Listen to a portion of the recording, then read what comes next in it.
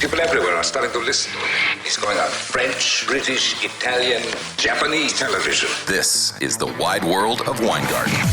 Welcome back, Wide World of Weingarten. Monday, December 6th. Hope you had a good weekend. Alabama beat Georgia. I think that's the last time we're going to see Alabama plus money, let alone plus 200 for the next couple years. I'm going to skip most of the weekend recap right now and leave that for tomorrow's show. I just wanted to jump right into Monday Night Football because I know this is going to come out late and Monday Night Football is going to start probably in an hour or within 90 minutes of you hearing this. So the Pats are plus 2.5, plus 100 right now at DraftKings. Total's down to 40.5, down from 41.5 earlier today. Offshore, the Pats are plus 3, minus 113 at Bookmaker, plus 3, minus 108 at Pinnacle. You could probably shop around and find some decent numbers at 3, both offshore and across legal jurisdictions.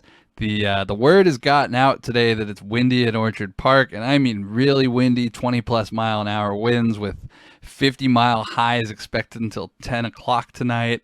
I'm not sure about actually getting as high as 50, but anything over 20 is significant, and I think we're going to see a lot of handoffs from both teams tonight, and passing yards are going to be at a premium. It's a good night for alternate unders. For example, Pinnacle has under 38.5 plus 126. I bet under 36.5 plus 160, under 35.5 plus 182, under 21.5. I think that's actually supposed to read under 31.5 plus 285. I also bet that plus 305. I do plan on betting alternate unders at lower numbers as the live market opens, and I can find different numbers that are available in the 20s. I would bet it all the way down to under 20. 20, probably I would need 18 to 1 or 16 to 1 at least, but I'm hoping I could find higher. Mac Jones under 98.5 yards passing yards at DraftKings is minus 115. It actually moved to 197.5 while I was writing this outline, and then back to 198.5. So a little flickering going back and forth there. Damian Harris over 51.5 rushing yards, minus 120 was a small bet for me too. Also, neither team score 3 times in a row, plus 135. I bet that. I love betting that. I didn't see it very widely available today, but I found it offshore. All that said, it wouldn't surprise me to see this game fly over, just because I'm not the only one talking about the wind as a major factor, and I mean it's not like it's.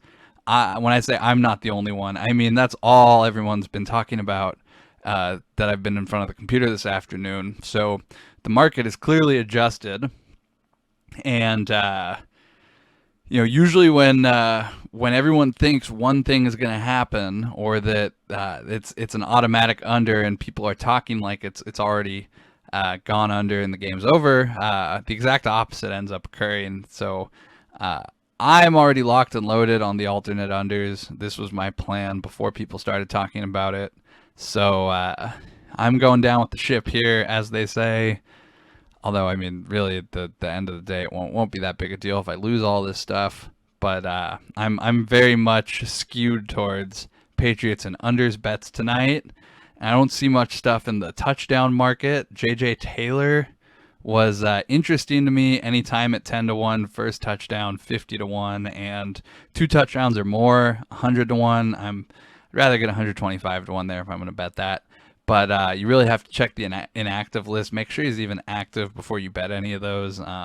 Potentially wait in game. You might even get a better live number. But I do expect that if there's a heavy running game sort of plan tonight out of the Patriots, that J.J. Taylor will be involved and he'll be active, so keep an eye on that. But I get things wrong, so maybe he won't be active and I'm an idiot. So just keep an eye on that before kickoff.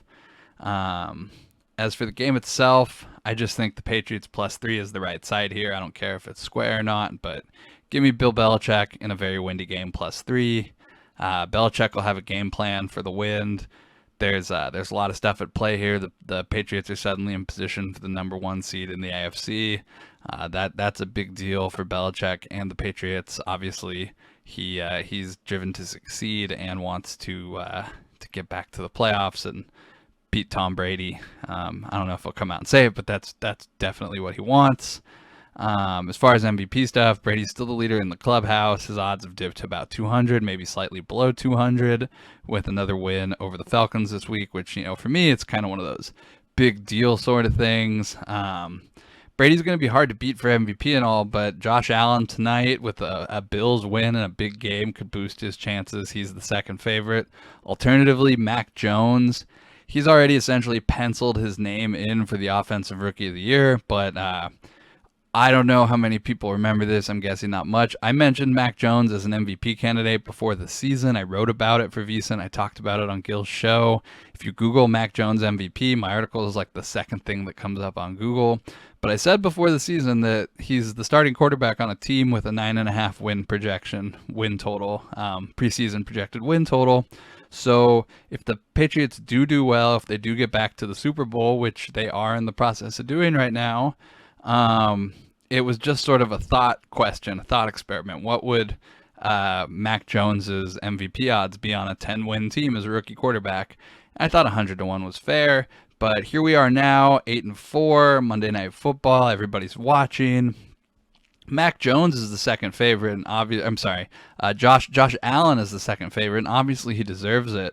But just another thought experiment. Consider what Jones's MVP line would be if the Patriots win tonight. He has 200, 300 yards passing, 2-3 touchdowns, no interceptions.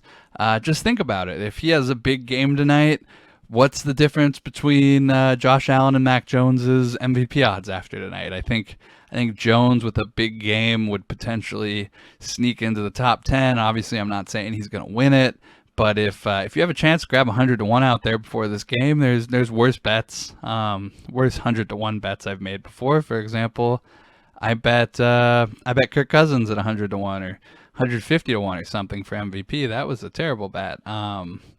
So Mac Jones, if you could pick off 100-1 MVP before this game, especially if you already have Offensive Rookie of the Year in the bag, there's definitely worse bets, but I do expect Patriots game plan tonight's going to involve a lot of running plays, although I wouldn't be surprised if they take some shots at the Bills early, if they can actually throw the ball. Tre'Davious White's out for the season. They're all-pro cornerback, so you could see Belichick try to take advantage of a new cornerback in the lineup, but we'll have to see about that. Welcome back to the wide world of Weingarten. This is the post-break part of the show.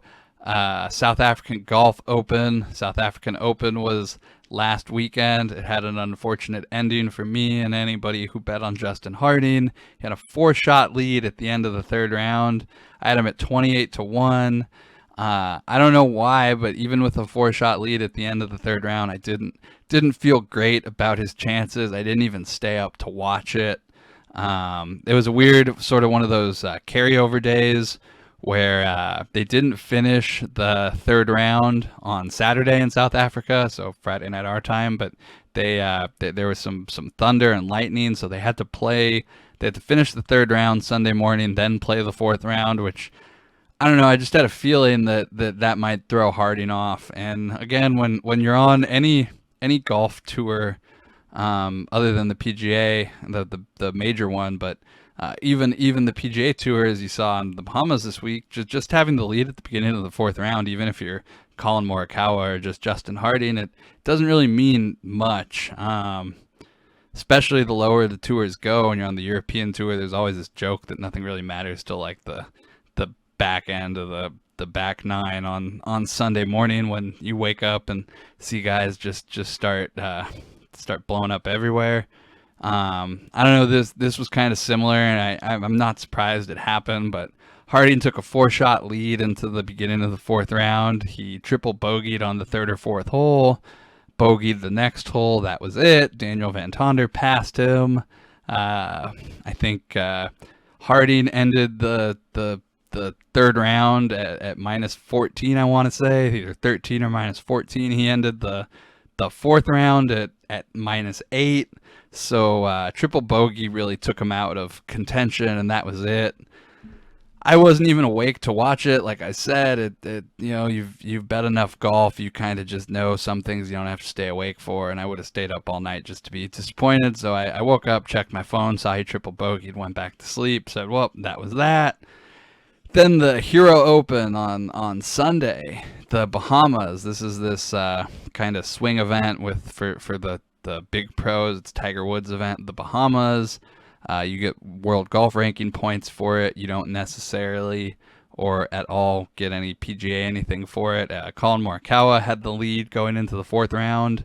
Final round, the field was plus 330. You could bet everybody versus Morikawa plus 330 at Westgate. Westgate said I think they got $10 on the field. So nobody was really interested in this event. Nobody was really interested in the field. Nobody thought Morikawa could really blow a 5-shot lead either, and he did. Maybe he just didn't care. This is the end of the season. This isn't like a PGA thing. So, like maybe he just didn't care and gave up the lead. But I was not expecting to say Colin Morikawa and giving up a 5-shot lead in the same sentence. You won't see that on the PGA Tour, I don't think. But that was a little disappointment for having like a live 3.5 to 1 bet on Morikawa when I saw he was getting hot to win the tournament. I'm kind of shocked that lost, but not the end of the world when you lose a live golf bet. I was a little more disappointed in Harding, but again, don't bet the Sunshine Tour in South Africa if you aren't willing to lose a 28 to 1 winner on the fourth round. It happens quite often. The QB shootout is this week's PGA event. It's a team event. You're on your own if you're betting that this weekend. I will not. I'm taking myself out of the field for this event, as they would say. I'm gonna need a week or two off from golf betting before the new year starts and the DP World Tour fiasco in South Africa. It's a good time to take a quick break. Although there is Champions Tour Q School going on this week. I think it starts tomorrow though, so I probably won't talk about it. But yeah, that's it for golf until 2020. It definitely could have been better, but with you see the DP stuff going on in South Africa, I'm glad we'll get to kind of reset in January and start over. And then tomorrow, I'm going to go over the Army-Navy game in detail. I'll talk about what makes it such a big game, and I'll talk about Charlie Pierce's book, Sports Guy, where he talks about what a big game is and how to find a big game, which the Army-Navy game is. So Army-Navy, Charlie Pierce tomorrow. We'll go over NFL stuff from this weekend that I skipped over today. There's a lot of stuff going on. Joe Brady just got fired in Carolina. The Packers have, I think, 3 of their best players, Jair Alexander, Preston Smith, or Zadarius Smith, whichever one's been hurt. I think it's Zadarius, actually. And then left tackle David Bakhtiari, all coming back. And then we'll do some baseball cards tomorrow. I'm going to skip baseball cards today just so you can get out this stuff on the Patriots. We'll do baseball cards tomorrow with the Army-Navy stuff. So, yeah, probably a big show tomorrow. Thanks for listening today.